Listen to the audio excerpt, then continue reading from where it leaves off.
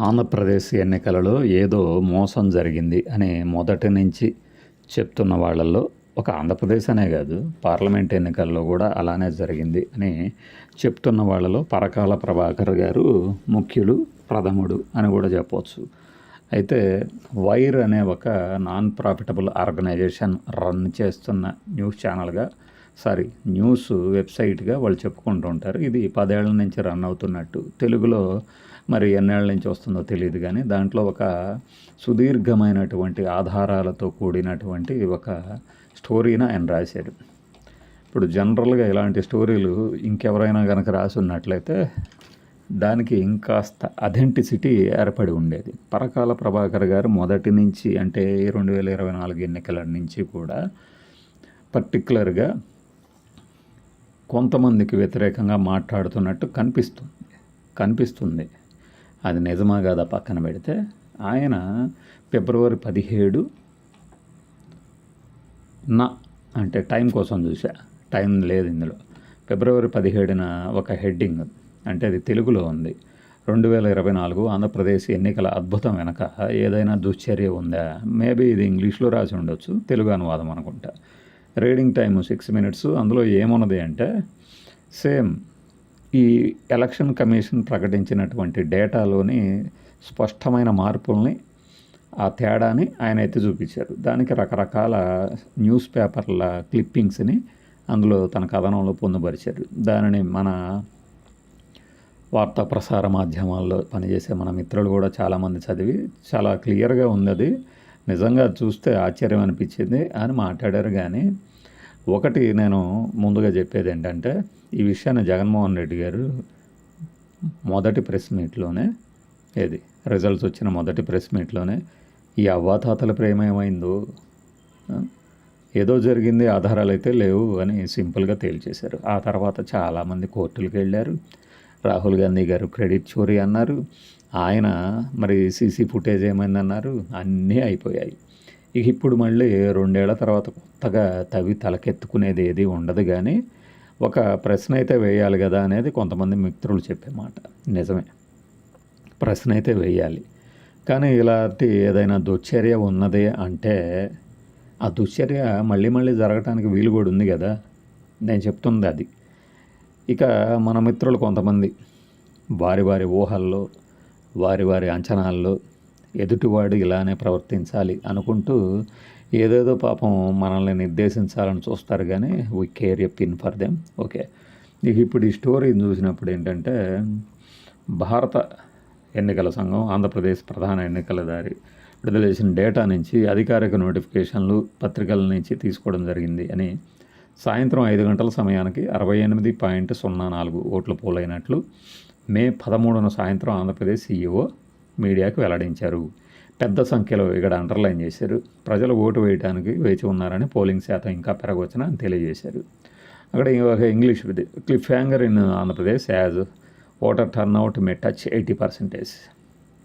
అదొకటి పెట్టారు అక్కడ. ఇది ఈ ఫాంట్ సైజ్ చూస్తే వెంటనే గుర్తుపట్టడం కష్టం. ఇది బహుశా మరి ఒక ఎక్స్ప్రెస్ న్యూస్ సర్వీస్, అంటే న్యూస్ ఇండియా ఎక్స్ప్రెస్ అయ్యి ఉండొచ్చు అనుకుంటున్నాను నేను. ఆ తర్వాత correct, the new Indian express వార్తాకథనం స్క్రీన్ షాట్. భారత ఎన్నికల సంఘం మే 13న విడుదల చేసిన పత్రికా ప్రకటన నెంబర్ ఈసీఐ, అంటే మొత్తం డీటెయిల్గా పెట్టారు.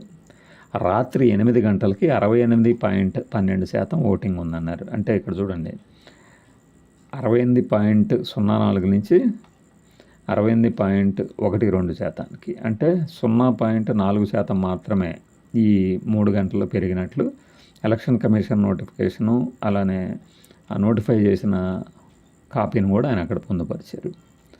8 గంటలకి విడుదల చేసిన ప్రశ్నపత్రం అని మే 13న. తర్వాత మే 13న ప్రకటన ప్రకారం అదే రోజు రాత్రి 11:45కి ఓటింగ్ శాతం 76.50%. అంటే చూసారా, 68 నుంచి 76కి, అంటే 8.5% పెరిగింది. ఇది నేను రాయలేదు కానీ నేను చెప్తున్నాను.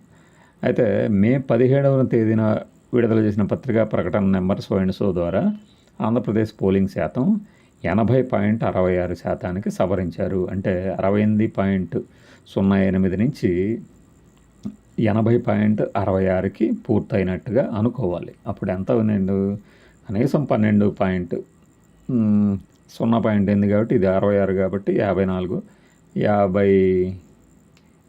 58 వేద్దాం. అది 12.08% పెరిగినట్టు అనుకోవాలి ఇక్కడ ఉన్న దాన్ని బట్టి. ఆంధ్రప్రదేశ్ సిఈఓ ఈ సంఖ్యని 81.86% పెంచారట. అయితే ఈసీఐ గణాల నివేదిక ఈ సంఖ్యని 81.79% కూడా పేర్కొందట. అంటే 81% ఇంకా పెరిగింది. ఈ రెండు సంఖ్యల్లో కూడా ఈవీఎం ఓట్లు, పోస్టల్ బ్యాలెట్లు రెండు ఉన్నాయట. అంటే దీనికి చాలా కసరత్తు చేయాలి, డేటాను సేకరించాలి, దాన్ని మళ్ళీ మనం ఇంటర్ప్రిట్ చేయాలన్నా కూడా. Page number, male turnout, female turnout, third gender turnout, overall turnout, ఇట్లా మొత్తం మీకు ఈ స్టోరీ అంతా చదివే వీలు ఉంటే చదువుతారు, లేదంటే ఇలా వినటం ఈజీ కాబట్టి మనం విజువల్స్ జోలికి, ఎడిటింగ్ జోలికి పోకుండా కేవలం వాయిసే పెట్టడం జరుగుతుంది. ఇదంతా పరకాల ప్రభాకర్ గారిని మళ్ళీ మొత్తం ఏకధాటిగా మనం వీడియోలో చెప్పినట్లు ఏ స్క్రిప్ట్ లేకుండా చెప్పాలన్నా కష్టమే. ఈ సంఖ్యల్ని నిశ్చితంగా పరిశీలిస్తే సేమ్ మనం ఇప్పుడు చెప్పింది ఆంధ్రప్రదేశ్ అద్భుతం వెనకున్న దుర్మార్గం స్పష్టంగా వెల్లడవుతుందని పరకాల ప్రభాకర్ గారు రాశారు. సిఈఓ ప్రకారం సేమ్ ఇందా మనం చెప్పింది సాయంత్రం 5 గంటలకి 68.04 పోలింగ్ వస్తే గంటకి 6.8%. ఇక్కడ లెక్కల్లోకి వెళ్ళారు ఆయన. అంటే ఉదయం ఎన్ని గంటలకు బిగిన్ అయిందో చూసి మొత్తం యావరేజ్ వేస్తే 6.8. ఆ తర్వాత 10 గంటల పాటు, ఇది నిజంగా దారుణం, 5 నుంచి 11 దాకా ఎవరు ఎక్కడ ప్రతి చోట జరగల. కానీ పోలింగ్ రాత్రి 8 గంటలకి ఇందాక మనం చెప్పినట్టు 68.12% పెరిగిందని, రాత్రి 8 గంటల వరకు అంటే 3 గంటల్లో 0.0 అయింది. సేమ్ మనకు లెక్కలు బాగొచ్చు. అయితే పోలింగ్ రోజైన అదే రోజు రాత్రి 11:45కి మాత్రం పోలింగ్ శాతం 76.50%కి ఎగబాకింది. సేమ్ అంతే. మరి 8 నుంచి చివరి 3 గంటల 45 గంటల్లో అంటే ఇక్కడ యావరేజ్ అని తీసుకొస్తున్నారు ఆయన. అంటే సాయంత్రం 5 గంటల నుంచి రాత్రి 11:45 మధ్య 8.38% చూసారా, పర్సంటేజ్ అనమాట. అంతేగాక 3,500 పోలింగ్ బూతుల్లో ఇంకా పోలింగ్ జరుగుతుందని ప్రకటించిందంట. అంటే ఎక్కడ బిగినాయి, ఏ రోజు దాకా వెళ్ళింది అనేది చెప్తున్నారు ఇక్కడ. అర్ధరాత్రి తర్వాత ఈ 3,500 పోలింగ్ బూత్లు భారత ఎన్నికల సంఘం పత్రికా ప్రకటన నెంబర్ ECIPN 89/2004 ప్రకారం 24 ప్రకారం పోలైన వాటిని 4.16% పెంచి పోలింగ్ శాతాన్ని 80.66%కి తెచ్చిందని, ఇందులో పోస్టల్ బ్యాలెట్లను చేర్చలేదని ఏం రాశారు. అదనమాట విషయం. Thank you for voting. Overall turnout 81.86. Total turnout 3,38,38,349 ఓట్లు పడ్డాయి బూతులలో, ఈవీఎంలలో అనేది నెంబర్ చూపించారు. ఈ శాతాన్ని వాస్తవ సంఖ్యల్లో కనుక మారిస్తే 3,500 బూతుల్లో అర్ధరాత్రి తర్వాత జరిగిన పోలింగ్లో ఆశ్చర్యకరంగా 17,19,482 ఓట్లు పోలైనాయి. అంటే చూడండి, ఇక్కడ నాకు తెలిసి ఏం చేశాడంటేనా, అంటే నేను ఇంకా పూర్తిగా చదవాలా, మీకు వినిపిస్తూనే చదువుతున్నా. ఒక్కొక్క బూత్లో యావరేజ్న ఎంత ఉంటాయి, ఆ బూతుల్లో ఎన్ని ఉన్నాయి, ఇన్ని లక్షల ఓట్లు పడతాయా అనేది ఈయన ప్రశ్న అయి ఉండదు. అంటే దీని అర్థం ఆయన రాసిందే, అర్ధరాత్రి తర్వాత ఒక్కొక్క బూత్లో సగటున 491 కంటే కొంచెం ఎక్కువ ఓట్లు పోలయ్యాయి. అంటే దీని అర్థం ప్రతి బూత్లో 491 ఓట్లు. ఇక్కడ ఏం చేస్తారంటే, ఓకే, కొన్ని బూతుల్లో ఈ సంఖ్య 491 కన్నా తక్కువ ఉంటే ఇతర బూత్లో ఎక్కువ ఉండొచ్చు యావరేజ్న. రాష్ట్ర వ్యాప్తంగా మొత్తంగా 46,389 బూతులలో, పోలింగ్ బూతుల్లో పోలింగ్ రోజు ఉదయం 7 గంటల నుంచి సాయంత్రం 5 గంటల వరకు గంటకి 60.7 ఓట్లు చూశారు. ఇక్కడ గంటకి 60.7 ఓట్లు. కానీ మరి 491 ఓట్లు అంటే యావరేజ్ తీస్తే ప్రతి ఓటరు లోక్సభ, అసెంబ్లీకి వేయాలి కాబట్టి ఇది చాలా వేగవంతమైన ఓటింగ్ అని చెప్పవచ్చు. ఏది మామూలుగా మిగిలిన చోట్ల ఉదయం 7 నుంచి సాయంత్రం 5 దాకా జరిగినాయి. మనందరికీ గుర్తుండే ఉంటుంది కదా, ఆ రోజున మనము ఏ టైంకి వెళ్తే ఫుల్ బిజీగా ఉన్నారు, ఏ టైంకి వెళ్తే ఖాళీగా ఉన్నారు, ఏ టైం చూసుకొని మనం వెళ్ళి ఓటు వేసి వచ్చేసామని. ఈ 3,500 బూతుల్లో చాలామంది ఓటర్లు రాత్రి 11:45 తర్వాత కూడా ఓటు వేయవలసి ఉన్నందున ఈ బూతుల్లో ఉదయం 7 గంటల నుంచి ఇక్కడ ఎటకారం వేశారు. రాత్రి 11:45 మధ్య పోలింగ్ అసాధారణ రీతిలో నెమ్మదిగా జరిగి ఉండాలి. అంతే కదా, మరి పోలింగ్ బూతుల్లో ఉన్న ఓటర్లను మించి జరగరు కదా.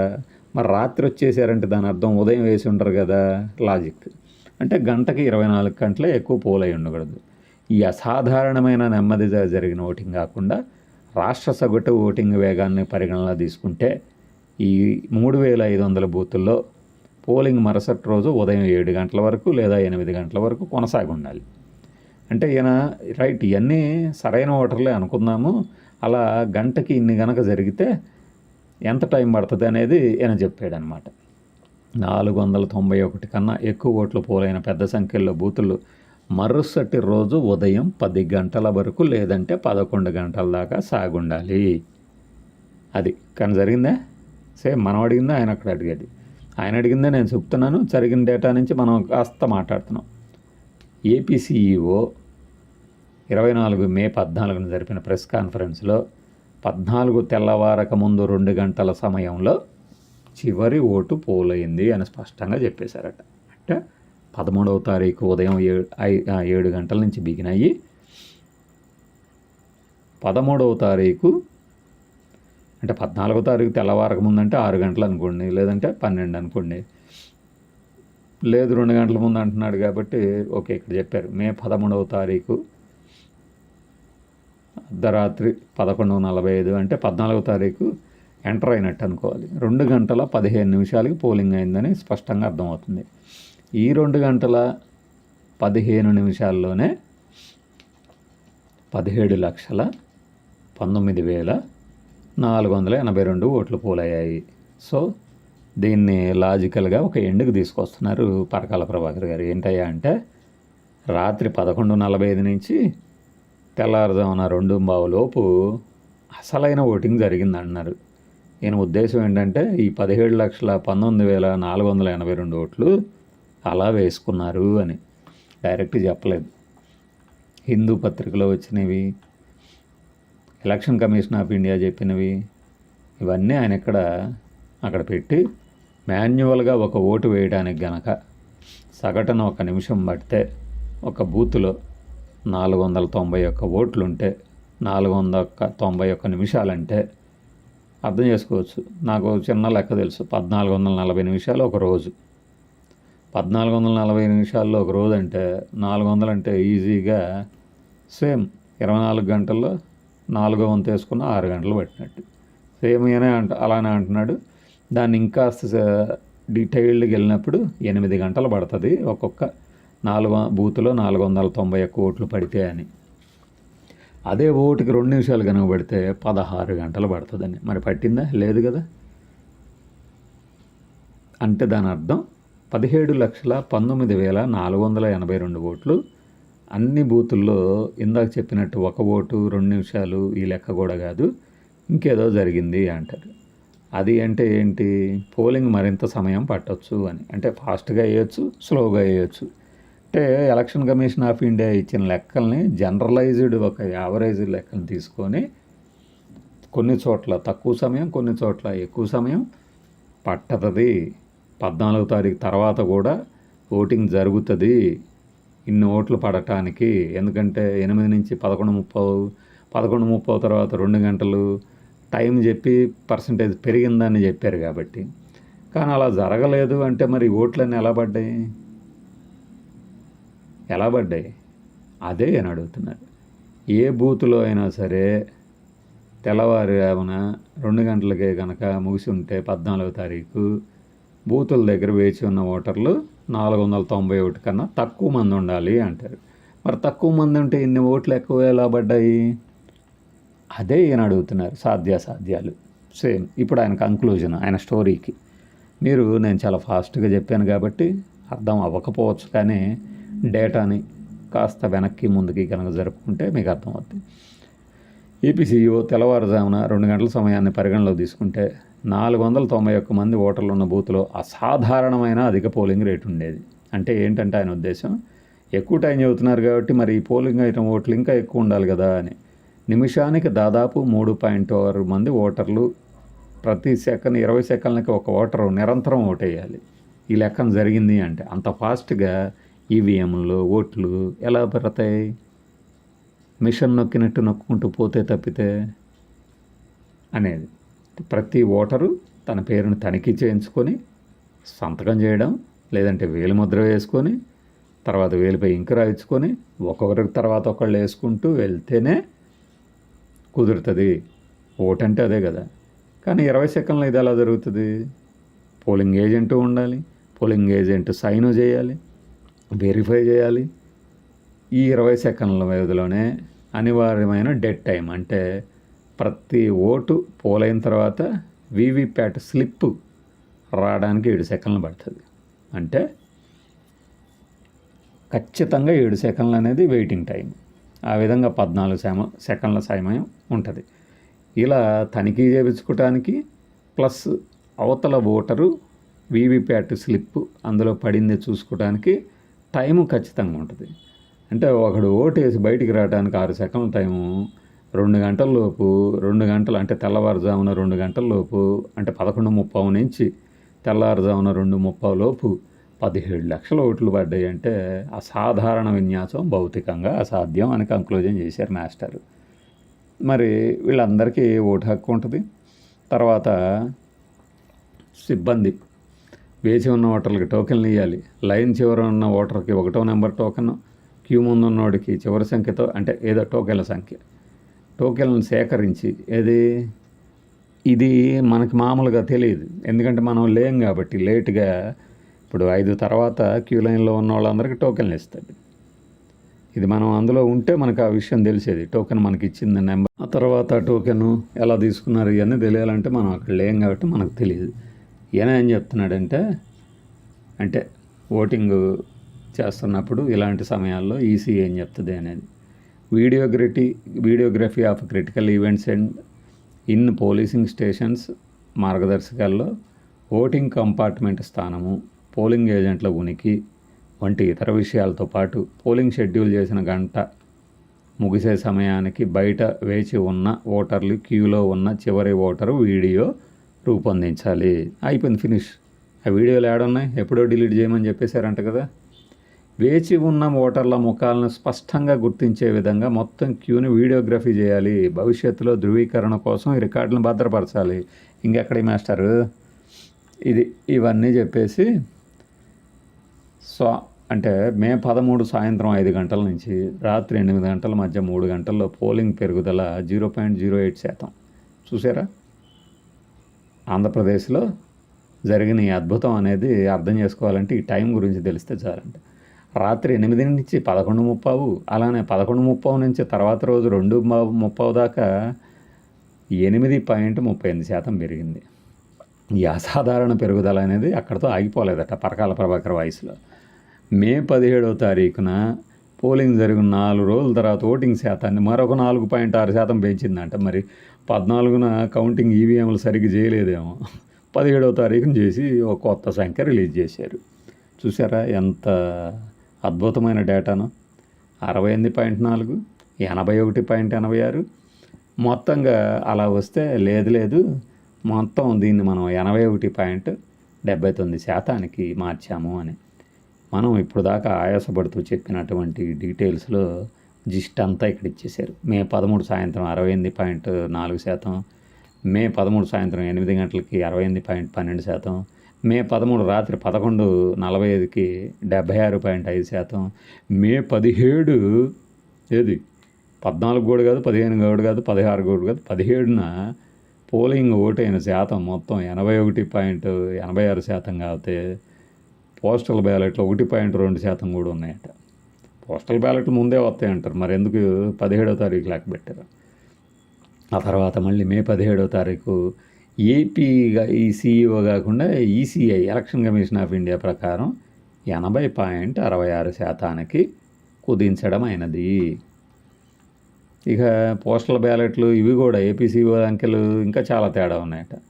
ఓవరాల్గా ఇలా డేటాల తాలూకు ఇంత తేడా ఉన్నప్పుడు బీభత్సమైన, అంటే ఓటింగ్ శాతాన్ని కనుక సంఖ్యల్లోకి మారిస్తే కూడా మార్చాడు ఆయన మామూలు మనిషి కాదు. ఈ డేటా 33,064 మంది ఓట్లు పెరుగుదల 5 నుంచి 8, 8 నుంచి 11:45 మధ్యలో 8% పెరిగింది. అంటే 34,63,000 767 ఓట్లు 8 నుంచి రాత్రి లేదంటే ఇంకా తెల్లవారుజామున ఇన్ని ఓట్లు పడ్డాయి. పోలింగ్ స్టేషన్లో 74 నుంచి 75 ఓట్లు పోలైనాయట ప్రతి పోలింగ్ స్టేషన్లో. అయితే అన్ని పోలింగ్ కేంద్రాల్లో ఎట్నే ఉండొచ్చు, ఒక చోట ఒకటి, ఒక చోట తగ్గుద్ది కాబట్టి ఇలా అంట. ఇంత చెప్పి చివరిలో ఈయన చెప్పినటువంటి సంస్థ ప్రకారం సేమ్ ఇందాక చెప్పింది అన్ని డేటా ప్రకారం 17,19,482 ఓట్లు భారీగా పెరిగాయి. అసాధారణమైన పోలింగ్ శాతం 12.54%. అందువల్ల మొత్తం ఓట్ల పెరుగుదల 51,83,249 ఓట్లు. చూడండి, ఒక్కొక్క నియోజకవర్గానికి గనక ఈ 51,83,249 ఓట్లను కనుక యావరేజ్న చేస్తే ఒక్కొక్క నియోజకవర్గంలో ఎంత పెరిగాయా అంటే 29,618 ఓట్లు పోలయ్యాయి అదనంగా. ఈ పెరుగుదల అసంభవం. ఒకే విధంగా ఒక చోట ఎక్కువ, ఒక చోట తక్కువ ఉండొచ్చు. ఇవన్నీ చెప్పారు. ఇలాంటి బూతులు కనుక ఎంపిక చేయబడిన చోట కనుక ఈ పోలింగ్ అంటే పెరిగిన పోలింగ్ అనుకుంటే ప్రత్యర్థి పార్టీలకి అంటే కొన్ని పార్టీలకు అనూహ్యమైన విజయం, ఇతర పార్టీ అభ్యర్థులకి శరాఘాతమైన పరాజయం మిగులుస్తాయి అని.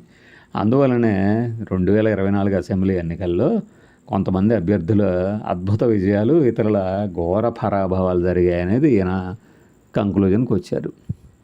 మరి రాష్ట్రంలో పరాజితులు తమ ఓటమికి దారితీసిన అసాధారణ పెలుగుకు అమాయకంగా బలయ్యారా? అద్భుత వరాన్ని పొందారా విజేతలు తమకు తెలియకుండానే? ది గ్రేటెస్ట్ క్వశ్చన్ అనమాట. ఆంధ్రప్రదేశ్లో విజేతలు తమకు తెలియకుండానే ఈ అద్భుత వరాన్ని పొందారా? ఎన్నికల ప్రక్రియ సమగ్రత విషయంలో బాగా రాజీ పడినట్లు అర్థమవుతోంది అని పరకాల ప్రభాకర్ గారు అన్నారు. కానీ దీనికి కారకులు ఎవరు అనేది మాత్రం తెలియటం లేదని ఆయన అమాయకంగా రాస్తే ఈ వ్యాస రచయిత డాక్టర్ పరకాల ప్రభాకర్, రాజకీయ ఆర్థికవేత్త. దీన్ని అనువదించిన వారు పి నరసింహారావు, సీనియర్ జర్నలిస్ట్ అట. దీన్ని ఇంతటితో ముగిద్దాం. ఇప్పుడు మీ డౌట్లు ఇంకేమైనా సరే మీ కామెంట్ రూపంలో పెట్టేసుకోవచ్చు.